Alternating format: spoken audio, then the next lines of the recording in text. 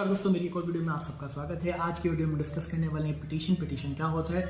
इसमें जो ज़्यादातर क्वेश्चन बनता है वो इस तरह से बनता है, पिटीशन आर्टिकल 226, मतलब पिटीशन को आप डिफाइन करना है आर्टिकल 226 के साथ with Habib corpus with amendments, इस तरह से।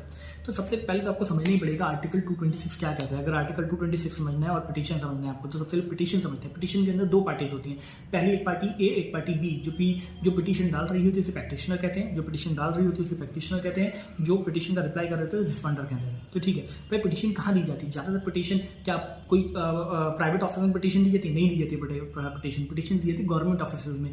मतलब पहली बात एक तो दिमाग में चाहिए कि पिटीशन गवर्नमेंट ऑफिस में जाएगी। और भाई गवर्नमेंट ऑफिस में क्यों दी जाती है? जब आपके किसी फंडामेंटल राइट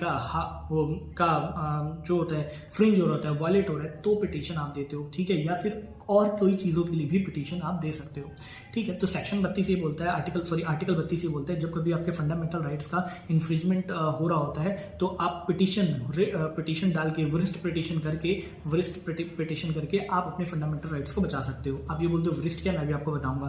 फिर 226 क्या बोलते हैं? 226 बोलते हैं कि आप हाई कोर्ट भी जा सकते हो। या हाई कोर्ट जो है आपके फंडामेंटल राइट्स को बचाएगा। जो किस तरह से बचाएगा? रिट्स इशू करके, जो रिट्स हैं उनको इशू करके। अभी मैं आपको बताऊंगा रिट्स क्या होता है। और नाइस भी आपके फंडामेंटल राइट्स को बताएगा। बाकी अगर आपके और भी कोई राइट वायलेट हो रहे हैं तो हो रहे हैं किसी गवर्नमेंट ऑफिस में या किसी गवर्नमेंट ऑफिस के एरिया के अंदर, तो वहां भी आप पिटीशन डाल सकते हैं। क्या कर सकते हैं? वहां भी आप पिटीशन डाल सकते हैं, ठीक है फ्रेंड। चलिए डिस्कस करते हैं इसको। तो मैंने क्या बोला, पिटीशन होता है क्या है? तो सबसे पहले petition is a request letter. Petition एक रिक्वेस्ट लेटर होता है। क्या होता है पिटीशन? तो petition is a request letter. Petition एक रिक्वेस्ट लेटर होता है which we put in government offices, जिसको हम गवर्नमेंट ऑफिसेज में डालते हैं। और गवर्नमेंट ऑफिसर को डालते हैं डेट माई दिस राइट, मेरा ये राइट इज वायलेटेड हुआ है बाई यू, आपके द्वारा, और the office comes under you, जो ऑफिस आपके अंदर आता है। तो हम गवर्नमेंट ऑफिसर को क्या बताते हैं कि भैया मेरा एक राइट वायलेट हुआ है। हम एक रिक्वेस्ट आवेदन पत्र डालते हैं, रिक्वेस्ट पत्र डालते हैं गवर्नमेंट ऑफिसर को या फिर उस ऑफिसर जिसके अंदर वो ये ऑफिस आता है कि मेरा एक राइट वायलेट हुआ है, ठीक है, जो आपके द्वारा या आपके ऑफिस जो आपके अंडर आता है, ठीक है। और इसके लिए मुझे ये रेमेडी चाहिए, नॉन एज पिटीशन, हम इसे पिटीशन कहते हैं, ठीक है। अब मैंने बोला था कि 32 बताता है फंडामेंटल राइट्स को बचाने के लिए, 226 भी बताता है आर्टिकल फंडामेंटल राइट्स बचाने के लिए। दोनों ही रिट इशू करते हैं। वो 32 सिर्फ फंडामेंटल राइट्स के लिए करता है और 226 जो होता है हाईकोर्ट जो होता है वो इनेबल करता है उसको कि वो सिर्फ ना ही फंडामेंटल राइट, बाकी सभी और राइट्स के लिए भी रिट्स इशू कर सकता है। अब ये रिट्स क्या होती है? रिट्स होती है रेमेडी मतलब दवाई, ठीक है। रिट मतलब दवाई, पैरासीटामोल, और ये जब बुखार है तो पैरासीटामोल मिलेगी। तो जब फंडामेंटल की राइट आपका इन्फ्रिंज होगा तो आपको रेमेडी क्या मिलेगी? हबीब कॉर्पस, मेंडेमस, सिसिलारियो और प्रोबेशन और क्वा वारंटो, ठीक है। तो भाई मेंडेमस क्या होता है? सबसे पहले तो हबीब कॉर्पस क्या होता है? हबीब कॉर्पस होता है जब आपका अनवांटेड डिटेंशन कर लिया जाता है। तो मतलब किसी ने आपका जबरदस्ती, पुलिस ने अनवांटेड डिटेंशन कर रखा है 10, 15, 20 दिन से, आपके ऊपर कोई केस नहीं चल रहा है और अनवांटेड डिटेंशन है, तो जो पार्टी होगी, जो उसकी फैमिली होगी, वो क्या करेगी? हबीब कॉर्पस पिटीशन, मतलब जो पिटीशन वो दाखिल करेगी अंडर आर्टिकल 226, अंडर आर्टिकल 226 के अंदर हबीब कॉर्पस के अंदर अपना पिटीशन दाखिल कर देगी कि भैया अनवांटेड डिटेक्शन हो रखा है और ये ये एक रेमेडी है कॉन्स्टिट्यूशन की और इससे आप छूट जाएंगे, ठीक। इस तरह से मैंडेमस क्या होता है? जब कभी कोई गवर्नमेंट ऑफिसर को आप आदेश देते हैं कि भैया इस बंदे ने मेरे पैसे ले रखे हैं एज पर कॉन्ट्रैक्ट, बल लेकिन ये पैसा नहीं दे रहा, वो आप कमांड करते हो उसको, गवर्नमेंट ऑफिसर को कमांड करते हो कि भैया मेरे पैसे वापस नहीं मिल रहे हैं, आप प्लीज इसके अंदर लुक इनटू सेम और मेरा पैसा वापस लाइए। तो ये मैंडेमस हो गया। सिसिलारियो क्या होता है? जब निचली अदालत के फैसले से आप खुश नहीं होते और आप उचली अदालत में चले जाते हैं, ठीक है, नीचे वाली कोर्ट से ऊपर वाली कोर्ट में चले जाते हैं, तो इसको सिसिलारियो कहते हैं। प्रोबेशन क्या आते हैं? प्रोबेशन का मतलब होता है जब आपको पता है कि जो निचली अदालत है जो फैसला देने वाली है वो गलत ही देगी, उससे पहले ही आप क्या करते हो? स्विच कर जाते हो बड़ी दूसरी अदालत में, ठीक है, तो उसे प्रोबेशन कहते हैं। और क्वा वारंटो क्या होता है? जब आपको पता होगा क्वा वारंटो होता है कि ये चेक करने का तरीका है, मेथड है चेक करने का, एक प्रोसीजर है।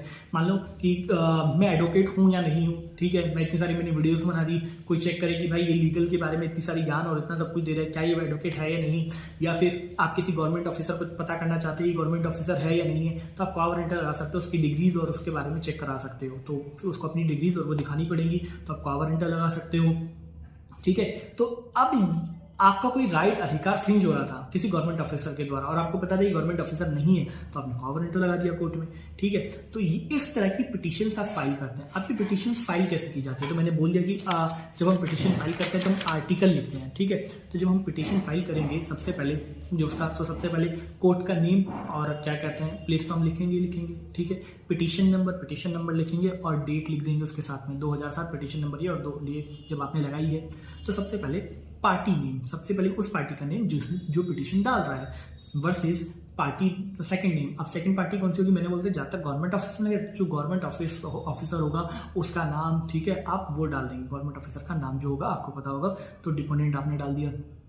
फिर आप एक सब्जेक्ट डालेंगे कि भैया किस लिए आपने डाला है, कि भैया अनवांटेड डिटेंशन किया गया है मेरे इस ब्रदर का या किसी चीज़ का, ठीक है, या इस तरह से आप डाल देंगे, ठीक है। आप किस में डाल रहे हैं, अंडर सेक्शन 226 आपने इसमें डाल दिया कि मैं इस सेक्शन के अंदर इस पिटीशन को दाखिल कर रहा हूँ। फिर उसके बाद क्या होगा, पार्टी जो प्रैक्टिशनर है उसका नेम फादर नेम और वो सब, और जो डिपोनेंट है उसका नेम वगैरह सब कुछ आप डिक्लेयर डाल देंगे।